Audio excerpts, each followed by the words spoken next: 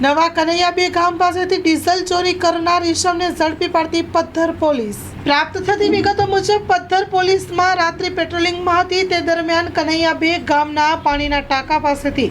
કારમાં શંકાસ્પદ 18,000 લીટરના 200 લીટર ભરેલા કેરવા સાથે મૂળ નાના દિનારાના હાલ માધાપર રહેતા સલીમ જુણસ સમા ઉંમર વર્ષ 25 અને હકીમ ઇબ્રાહીમ તૈયબ શમા ઉંમર વર્ષ 19 ને પકડી પાડ્યા હતા, જ્યારે નાના દિનારાઓનો રીઢો ચોર રસીદ દેશર શમા અને જૂણા ગામનો રજાક મુશા શમા નાસી જવામાં સફળ રહ્યો હતો। પદ્ધર પોલીસે આરોપીના કબજામાંથી 1.5 લાખની કાર, ₹18,000નું ડીઝલ, ₹5,500ના મોબાઈલ સહિત ₹1,73,500નો મુદ્દામાલ કબજે કરીને આરોપી સલીમ સમા પાસેથી મળી આવતા તેના વિરુદ્ધ જાહેરનામના ભંગ બદલ ગુનો નોંધી પદ્ધર પોલીસે વધુ તપાસ હાથ ધરી છે।